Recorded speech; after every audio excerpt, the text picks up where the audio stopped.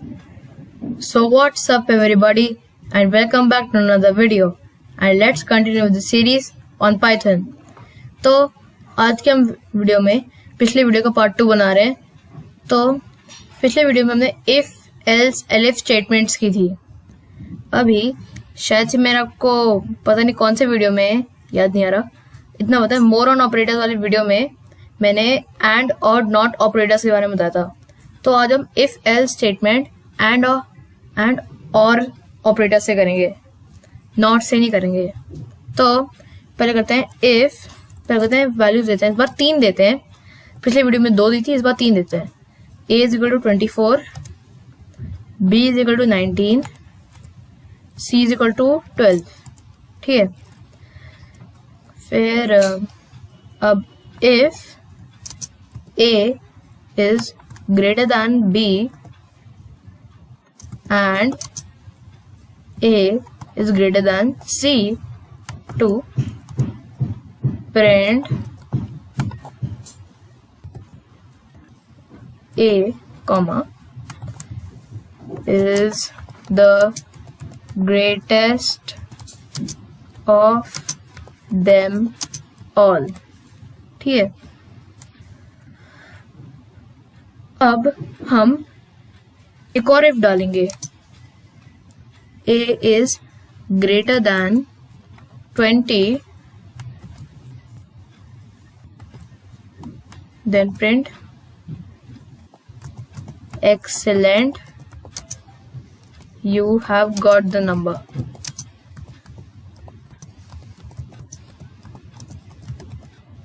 ठीक है. और else print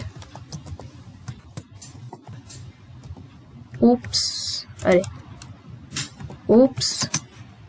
try again. यहाँ ये लगाते हैं. तो ये if के अंदर जो if होता है उसको कहते हैं हम नेस्टेड इफ. तो स्टेटमेंट्स नेस्टेड सिर्फ इफ से होती है, ये एल्स एलिफ से बिल्कुल भी नहीं होती. तो भी हमने किया.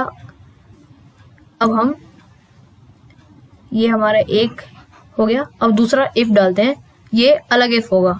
एल्स आ गया, अब दूसरा इफ होगा. ये नेस्टेड इफ बिल्कुल भी नहीं है.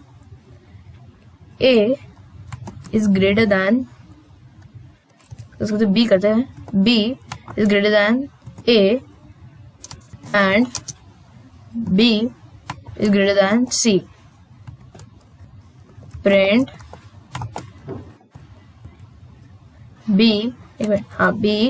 comma is the greatest of them all. हो गया. अब ये b वाले उसमें जरूरत नहीं है. इफ ये लेते हैं else print b कॉमा, एक मिनट, हाँ, b comma is not the greatest. अब ऑफ देम ऑल की जरूरत नहीं, ग्रेटेस्ट है वो उसमें समझ जाएगा. अरे अरे अरे ये क्या हुआ. हाँ हो गया. अब हम देखिए इतना बड़ा कोड लिख रहे हैं, तो इतना बड़ा नहीं है पर सोच रहे इतना बड़ा कोड लिख रहे हैं, पर क्या होगा, रिजल्ट सिर्फ एक ही आना है या दूसरा भी आ सकता है. अगर ये सही होगा तो यही आएगा, और ये सही नहीं होगा, ये सही होगा तो यही आएगा. बस चलो अब रन करते हैं. 24 is the greatest of them all. 19 is not the greatest. यहाँ क्या गड़बड़ हुई, हमें यहाँ a 20 से बड़ा 24 है, तो यहाँ हो जाएगा excellent, you have got the number. Can you guess what is the mistake? क्या मिस्टेक हो सकती है यहाँ? प्रिंट नहीं दबाया. प्रिंट अब देखते हैं, इसको रन करते हैं। 24 is the greatest of them all. मान लिया। Print excellent, you got the answer. 19. 19 is not the greatest. Yes, code worked. अभी थोड़ा बड़ा इसलिए क्योंकि सी में थोड़ी ना रिप्लाई करता, बस एक ही रिप्लाई आता। पर यही अगर मैं क्या 20 डाल दूं, ठीक है, और इसको 19 कर दूं, अब रन, उप्स, ट्राई अगेन, एल्स की बात मानी, नेस्टेड इफ के एल्स की, उप्स, ट्राई अगेन।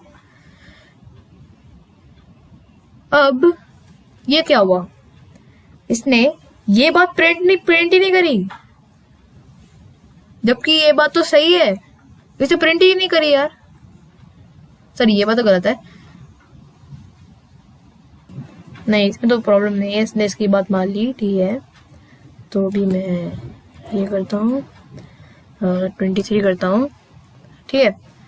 अब रन, उप्स, ट्राई अगेन। ओके एक मिनट, 23 जो 20 से बड़ा है, ये तो बेसिक मैथ्स है, हर एक को पता है 23 20 से बड़ा है। अब इसने क्या गलती कर दी, लगता है हमें इसको बताना पड़ेगा।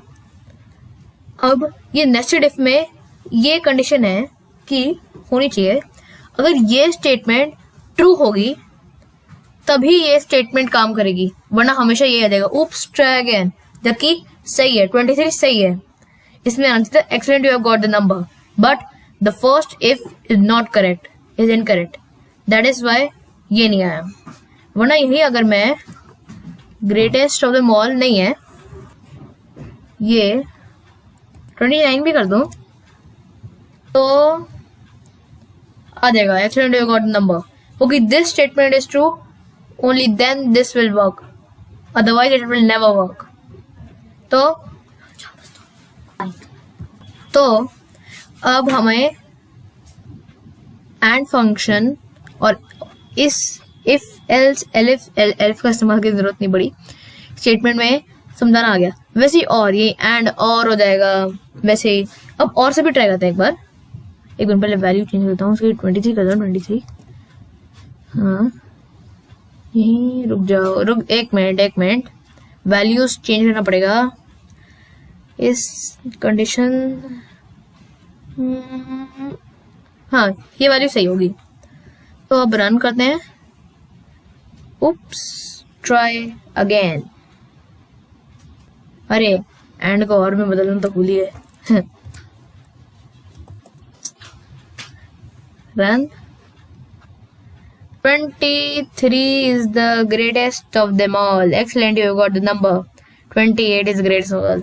अरे यार ये क्या हुआ, एक जगह बोला 23 is the greatest of them all, एक जगह बोला 28 is the greatest of them all। सही तो से ये स्टेटमेंट है, पर इसमें गड़बड़ क्या हुई, आपको ट्रूथ टेबल याद ही होगी, एक फॉल्स है और एक ट्रू है, तो और फंक्शन में हमेशा वो ट्रू आएगा, और फंक्शन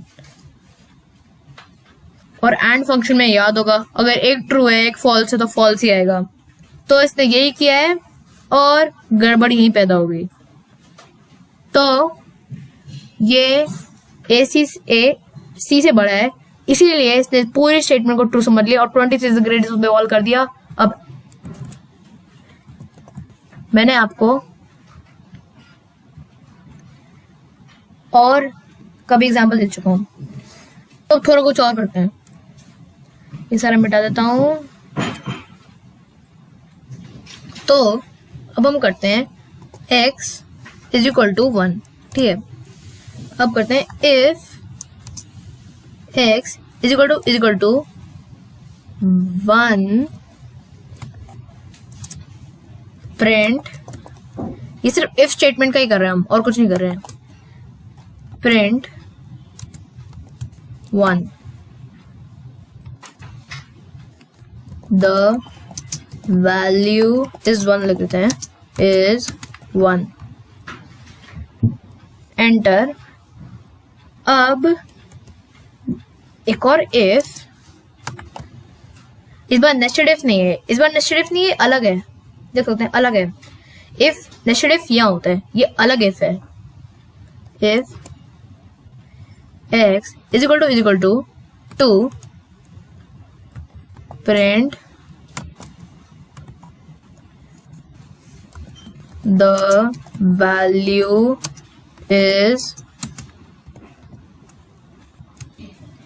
2। ओके, तो नेस्टेड इफ की बात मानेगा ये, तो हम इसको नेस्टेड इफ नहीं लेना है, इस उसमें नेस्टेड इफ बिल्कुल भी होना चाहिए, ठीक है। तो प्रिंट द वैल्यू ऑफ जरूरत है इज 3, ठीक है, और ऐसे ही 4, ठीक है। अब रन, गड़बड़ पहचानी, यहाँ लिखा गया, ये है पाइथन में। आपको आप बहुत आसानी से गड़बड़ पहचान सकते हो, क्या गड़बड़ की, और हम जानते हैं हमने क्या गड़बड़ की। हर एक उसमें डाल रहे हैं, अरे यहाँ डल जा, हाँ गड़बड़ ठीक हो गई। अब द वैल्यू इज 1, क्यों, x इज इक्वल टू 1, वैसे ही 2 रन 3 run 4 run 5, अरे ये 4 तक की नंबर था। तो ये था। तो अब हम रिमाइंडर टाइप सा करते हैं, यानी कि आपको शायद से मैंने पाइथन की पहली वीडियो, ये मुझे याद है कि अब मैंने पाइथन की पहली वीडियो में बताया था कि रिमाइंडर कैसे निकालते हैं, वो ये परसेंटेज वाले से, रुक जा, हाँ परसेंटेज वाले साइन से। तो यही हम करते हैं x इज इक्वल टू 2, ठीक है, r is equal to x, ये परसेंटेज 2, हाँ सही है। अब if r is equal to 0,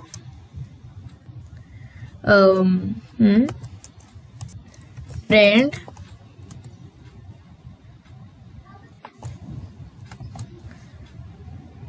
even, एक मिनट, द नंबर इवन लिखते हैं, द नंबर इज इवन, ठीक है। यही नेस्टेड इफ बिल्कुल भी नहीं होना चाहिए, ये याद रखना, स्टार्टिंग सेव करना। If r is equal to 1, ठीक है, प्रिंट, एक मिनट, या फिर ये भी ठीक करेंगे, फिर द